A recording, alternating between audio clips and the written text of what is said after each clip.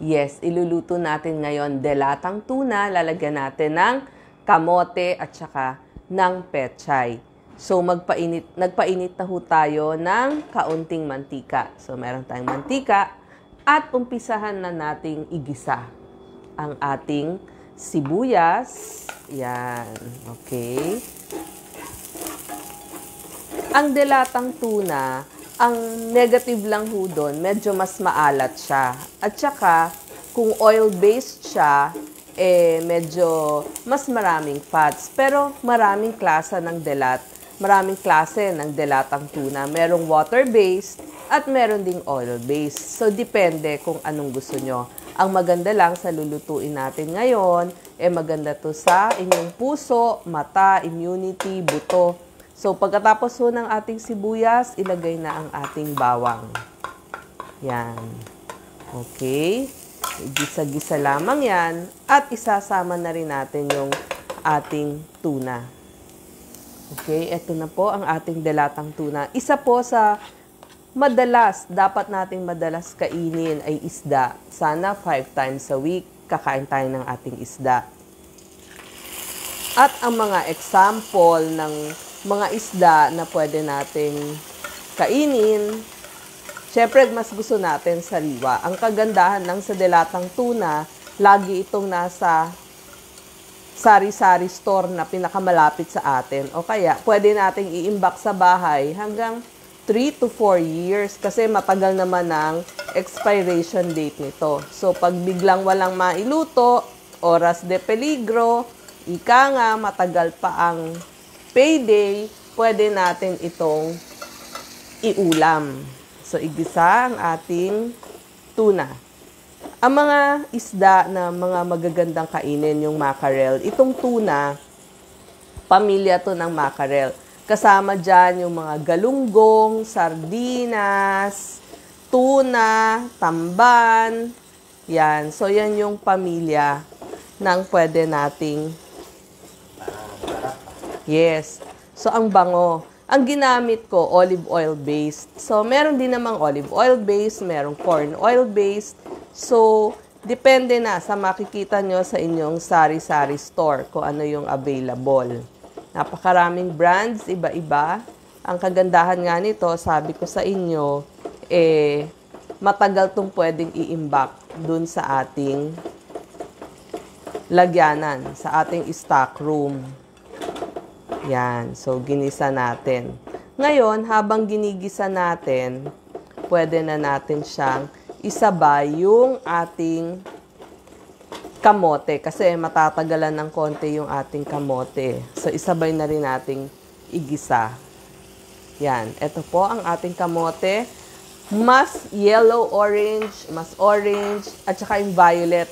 Yan ho yung mga masusustansyang kamote. Okay, mamaya natin sasabihin lahat habang inano ko muna para habang sinasabi natin yung mga benefits at saka sustansya, nandyan na. Papalambutin lang muna natin yung ating kamote. At para lumambot yung ating kamote, ihanda na natin yung ating tubig. So, lagyan natin ng kaunting tubig. Yan. Ito yung magpapalambot dun sa ating kamote. Kung gusto nyo mas masabaw, pwede. At pwede nyo nang timplahan habang pinapalambot yung ating kamote. Paminta ang ating panimpla. Yung iba po, kung sa tingin nyo matabang, kung water-based, medyo matabang, yung inyong nakuhang tuna, pwede pong lagyan ng konting patis or konting asin. Depende kung ano yung preferred yung panimpla. Pwede din po ang toyo. Asin, toyo, patis, oyster sauce, pwede po lahat yan. Okay, so tatakpan ko muna para lumambot yung ating patatas. Ngayon, ang maganda sa delatang tuna, sabi ko nga, mataas sa protina muna yung ating delatang tuna. So, mataas sa protina. Marami itong omega-3 fatty acid, lalo na yung tinatawag nating DHA, vitamin D, selenium, iodine, potassium, isda. So, marami siyang iodine. Yung omega-3 fatty acid natin, yung sinasabing DHA, maganda yan sa puso, sa mata, sa ating utak, at nagpapababa ito ng LDL cholesterol o yung bad cholesterol. Yun lang nga, mas mataas sa asin kapag delata. At dahil canned tuna siya, pamilya po ito ng mackerel. Kasama nga ng mga galunggong, hasa-hasa, tamban. Ito rin ho ay maraming taurine. So, para sa proteksyon ng inyong heart. Tapos, vitamina, mineral. Halimbawa, calcium. Kaya sabi ko, itong lulutuin natin, maganda to sa buto, sa muscle. Magnesium para magka-energy kayo. Vitamin D, immunity. Sa buto din ninyo. At saka sa brain ninyo. Tapos, sa mga gustong magpapayat, pero may protina, ang delatang tuna ay nababagay sa inyo. At maganda to sa mata ha, lalo na yung mga nagda-dry eyes dahil sa omega-3 fatty acid niya. So, delatang tuna maganda. Omega-3 fatty acid para dun sa retina ninyo, yung part ng inyong eyes. Gayon, ang pechay na isasahog natin mamaya, so pinapalambot ko lang ha. So, para hindi matuyuan, pwede nyong lagyan ng more water. Yan. Yung kamote pa. Yung ating kamote, beta-carotene to. Vitamin A, para, yung beta-carotene, para dumami yung mga vitamin A para sa bata.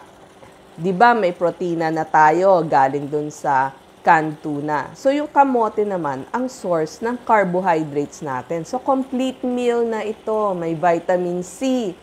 Para umikli ang sipon ninyo, lalo na ngayon, ang dami-daming may sipon.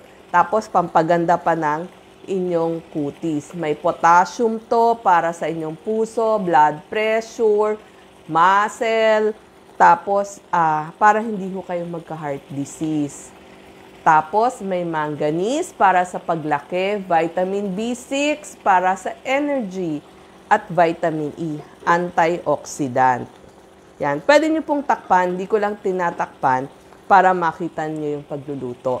Yung pechay naman, ang tawag dito, snow cabbage. Yan. Sa Ingles, snow cabbage.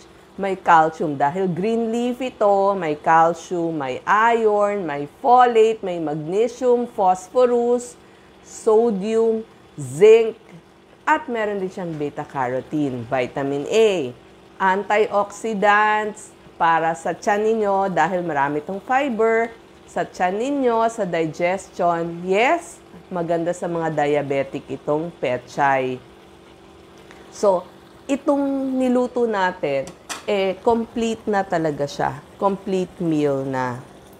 Yan. So, pag malambot na yung ating kamote, ilalagay na natin yung ating pechay.